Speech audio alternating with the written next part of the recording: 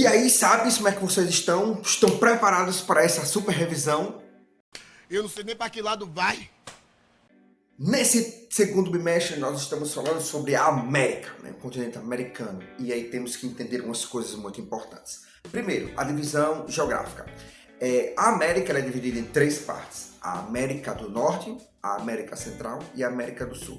A América do Norte geralmente são aqueles países México, Estados Unidos e Canadá. A América Central, ela é um istmo. Istmo é quando um pedaço do continente ele se estende para ficar perto do outro. Tipo uma união, é chamado de istmo, né? E lá na América Central eles têm o Panamá, Porto Rico, Cuba, Costa Rica e outros, né? Aquelas ilhas elas são consideradas países. A América do Sul tem, vamos ver, os principais países: Brasil, Argentina, Chile, Paraguai, Uruguai, Venezuela, Colômbia, Equador.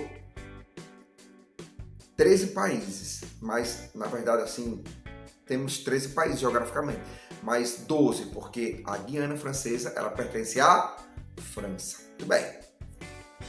Podemos regionalizar também a América em várias partes, não só a América Central, a América do Sul e a América do Norte, mas podemos dividi-la também em duas categorias culturais: a América Anglo-Saxônica e a América Latina, né? Qual a diferença dos dois? A América Anglo-Saxônica é a América que ela fala o idioma inglês, né? Derivado dos saxãos, né? Anglo, porque é o nome da região, saxão era a etnia dele, né? Como eles chamavam, os saxãos.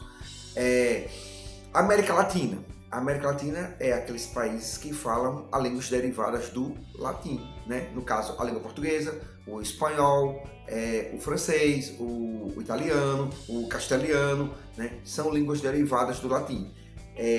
Então, temos duas divisões, América Latina e América Anglo-Saxônica. É igual, então não tenho o que falar, vou falar igual ela, assim, não tenho o que falar. No período de colonização das Américas, aconteceram duas coisas. Dois tipos de colonização predominaram no mundo nesse período da Idade Média: colônia de povoamento e a colônia de exploração. A colônia de povoamento, ela é um tipo de colônia, um tipo de povoação, um tipo de exploração que o país colonizador ele chega naquela região e ele não tem escravos. Ele diz, semelhante ao que fizeram com os Estados Unidos, o Canadá, Austrália: vamos desenvolver essa terra, todos seremos homens livres, ninguém vai ter escravo, vamos trabalhar aqui, tudo que for produzido nesta nação vai ficar aqui, não vai para a metrópole, não vai para a metrópole. Colônia de exploração. A colônia de exploração praticamente já está dizendo o nome, né? Explorar. Então, tudo que era produzido aqui ia para a metrópole. Exemplo, Portugal fez com o Brasil. Não, nada a ver, irmão. Tudo que era produzido aqui no Brasil, quando eles chegaram aqui, não encontraram nem ouro, nem prata, então tudo que era produzido aqui manda para Portugal, que é a metrópole, e pronto, né? E traga os escravos, porque vamos aqui, cana de açúcar, o clima é bom e tal, vamos escravizar o povo aqui e tal. Detalhe, você prestar atenção: todos os países que tiveram colônia de povoamento, eles são desenvolvidos hoje. Os países que tiveram colônia de exploração, geralmente são países subdesenvolvidos ou em processo de desenvolvimento, emergentes, né? Não é rico nem é pobre.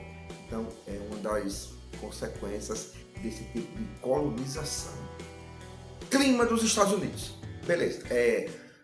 Os Estados Unidos ele tem vários climas, né? Desde um clima semiárido a um clima tropical, ali Miami, e temos também um clima temperado. Esse clima temperado ele merece um destaque. Ele tem as 4 estações bem definidas: 3 meses de primavera, 3 meses de outono, 3 meses de verão, 3 meses de inverno. Inverno com gelo, né? Lá pro dia 21 de dezembro, né, no solstício de inverno, eles neva, né, geralmente na região.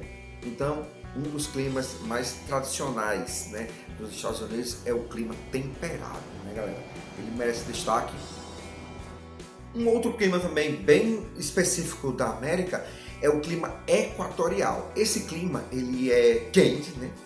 Está na linha do Equador, então recebe a maior parte da insolação e, como também é muito quente, evapora também muita água, então chove muito, existe muita precipitação nesse tipo de clima. ele é o clima equatorial, ele é quente e úmido, né? Geralmente é o clima da Amazônia, é o que mais representa o clima equatorial, aquele clima da Amazônia. Ainda falando do clima, eles têm um clima bem específico lá. A posição geográfica que os Estados Unidos se encontram, e eles favorecem a formação de uma coisa chamada furacões. Sim, furacões. O ar quente do Oceano Atlântico, né, que a gente tem lá, ele é tanto parte do Oceano Atlântico como também do Oceano Pacífico. Os Estados Unidos ele vai nos dois extremos. As águas quentes do oceano, água quente, o ar quente sobe, o ar frio da nuvem desce e forma esse ciclone de baixa pressão. Eles chamam de furacão. Existem 5 tipos de furacões: o F1, F2, F3, F4, F5. Essa é a categoria. Nos Estados Unidos, em 2025, eles tiveram um furacão categoria F6, furacão Milton. Esse furacão foi o primeiro da categoria que eles tiveram, e eles, enquanto a gente está nessa aula, eles estão prevendo novamente acontecer esse tipo de fenômeno nessa categoria de F6. Então, lá nos Estados Unidos, devido à posição deles e o clima deles, eles proporcionam muito esse tipo de situação.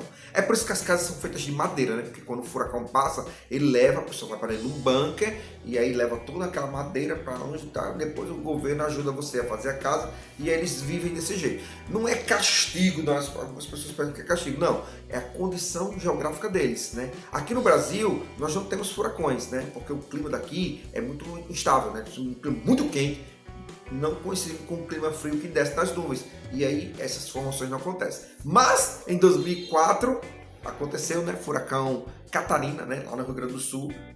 Então o clima está mudando. Mas é um dos eventos climáticos, né, mais terríveis que eles têm lá, essa questão dos furacões, né? Tornados, ciclones. Dependendo do local da Terra, ele vai receber um termo, né? Ciclone, tornado, furacão, todos têm a mesma natureza. Ah, agora eu entendi! No século XIX, nos Estados Unidos, eles tentaram colonizar praticamente todo o continente deles, né? De um ponto do Oceano Atlântico, né, até o outro ponto, né? E bater na Califórnia, já perto ali do Oceano Pacífico, para tentar colonizar todo o continente. Nessa caminhada, eles encontraram uns povos eles chamaram de peles vermelhas, o indígena da região deles. Como você sabe, os indígenas eles já viviam lá, então eles tinham direito à terra, mas como os Estados Unidos, homem branco, né, eles tinham uma lei que dava direito a eles religiosamente, que Deus, né, na infinita sabedoria, deu direito a eles governarem. Então matem todos, a terra é minha, Deus está do meu lado e matem todos. Isso foi chamado de Marcha para o Oeste. Aqueles filmes de faroeste e tal e tudo representam muito bem essa situação. Eles passam, né, aquela situação para encontrar ouro, prata, outros metais preciosos e matando os índios e colonizando, se expandindo, ocupando o espaço geográfico de todo o continente. Isso foi chamado de Marcha para o Oeste. Você concorda com uma coisa dessa? Será que eu conseguiria tomar essa xícara de café em meio a uma revisão do oitavo ano? Que nojo! Bipolarismo, multipolarismo. O que significa isso? No período da Guerra Fria, 2 crianças brigaram, né, pelo controle mundial, Estados Unidos e a União Soviética. Tudo bem, hoje, mãe Rússia. Eles brigaram para dividir o mundo entre capitalistas, no caso dos Estados Unidos, e socialistas, a URSS, União Soviética. E quem ganhou? Capitalismo liderado pelos Estados Unidos. Só que uma coisa interessante é que os Estados Unidos eles fizeram de tudo para que o socialismo fosse totalmente esquecido. Faça um teste. Você está assistindo essa videoaula, pergunte a um adulto que estiver perto de você: ei, adulto, o que é socialismo? Aí você vai ver agora uma resposta. a maior vitória do capitalismo não foi apenas vencer a corrida armamentista, a corrida ida para a Lua, a questão da Guerra Fria, mas fazer com que o socialismo fosse totalmente esquecido pela população.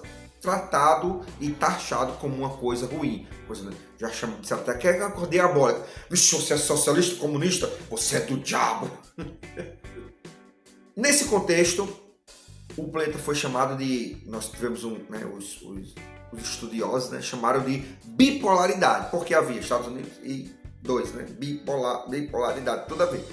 Só que depois, já no século XX, surgiu outras crianças, né, como alguns países da Europa, no caso a União Europeia, e a China agora, né, a China do século XXI.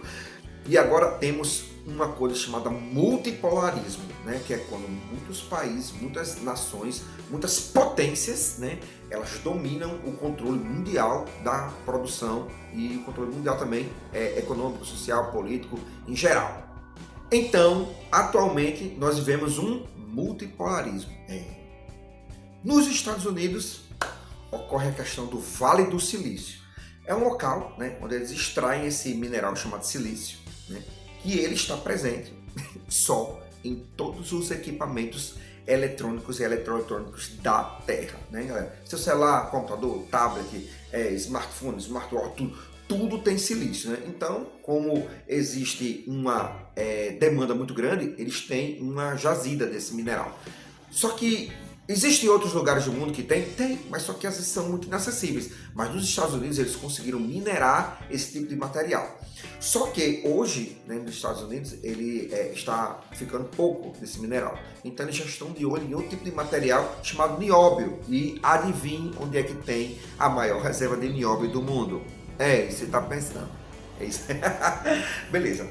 O que representa essa questão do silício para eles? Desenvolvimento de alta tecnologia, software e totalmente na informática, né? Essas são as aplicabilidades do silício para o nosso desenvolvimento tecnológico humano. Como toda a sociedade, eles dividem também os setores dele em setores da economia. Como, por exemplo, aqui também no Brasil, fazendo esse tipo de coisa, eles dividem o setor primário, que é o setor da agricultura, pecuária, extrativismo, setor secundário, setor da indústria, setor terciário, que é o setor do comércio, serviços, militares, finanças, escolas, educação, saúde e tudo, setor terciário, e o setor quaternário, que é o setor de desenvolvimento e tecnologia. Galera, é desenvolvimento e tecnologia, né? Ai, tio, meu tio vende celular, ele trabalha no setor quaternário? Não, né? Ele trabalha no setor comercial, setor terciário. Trabalhar com tecnologia é diferente, é quando você desenvolve algo para revolucionar a tecnologia. Como, por exemplo, segurança da informação do dinheiro, como alguma tecnologia, uns apps, né, e outros aplicativos. Isso é o setor quaternário, quando você trabalha com tecnologia, com desenvolvimento. Lá também, o setor terciário é o mais forte, é o mais comercial, é o mais poderoso de tudo, né, é o mais rico.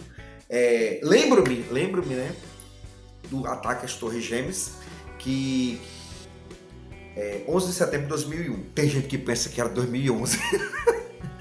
Nesse dia, né, eu estava lá assistindo televisão, quando aconteceu o ataque, aquela coisa toda, meu Deus, oh my God, ketchup, o que aconteceu, tudo, as torres e tudo. O presidente, depois, né, mais cedo, o presidente W. George Bush, esse cara, esse na época, certeza. Ele disse assim, um pronunciamento assim mundial, eu pensava que ele ia dizer assim: pessoal, se acalma, eu vou resolver a coisa. Quem foi que fez isso? A gente tá com tudo ok. Ó, eu vou saber quem foi o responsável. Não, foi o que ele fez. A primeira coisa que ele disse: povo americano, não parem de comprar. Continue comprando. Porque eu fiquei, esse cara tá ficando maluco. Por que foi que ele disse isso? Porque ele sabia que diante de um ataque terrorista daquele, o maior da história, se a população entrasse em pânico e parasse de comprar, a economia ia afundar. Então, foi o que ele disse: continue comprando, continue com suas vidas normais e tudo, eu vou resolver isso, mas continue comprando. Estrategista, viu? A supremacia militar americana, ela não está apenas limitada ao seu poder nuclear, exército, marinha, aeronáutica, grande quantidade de pessoas muito bem treinadas. O governo investe muito, milhões de dólares por ano nos militares, no desenvolvimento deles de armas, de tecnologia e treinamento. Não só nisso, mas também na capacidade de fazer bases militares em outros lugares. Cara, isso aqui, os caras são um gênio. Você, além de ser muito poderoso, você tem a capacidade de você colocar bases militares do seu país em outros países. Por exemplo, né, o Afeganistão, houve aquele ataque terrorista e tal, entraram no Afeganistão, pegaram os Bin Laden, mataram ele, aquela coisa toda, mas ficaram no controle lá, né? A questão da Venezuela, prenderam Maduro, aquela coisa toda, e vão colocar um americano lá para mandar, né? Aqui no Brasil, em 2006, no governo de Dilma Rousseff, praticamente o Brasil ele vendeu uma parte da Amazônia para os Estados Unidos. Então você, brasileiro, que tem o direito, o poder de ir e vir em qualquer lugar do país, é seu direito. É seu direito. Se você chegar lá na Amazônia, nessa região onde os Estados Unidos controlam, chegar lá com sua mochila, não estou fazendo uma pesquisa, vai ter um americano, ei, stop, para, ketchup! Você não pode. Não pode. Fora. Porque aquele é território americano, fora dos Estados Unidos. São malas, Valeu, galera. Essa foi a nossa super revisão. Espero que vocês tenham gostado. Dê um like, compartilhe, ajuda o canal. E dúvidas, comentários, perguntas que nada a ver. Questionamentos serão importantes para mandar. Deixa aqui que eu te respondo. Valeu!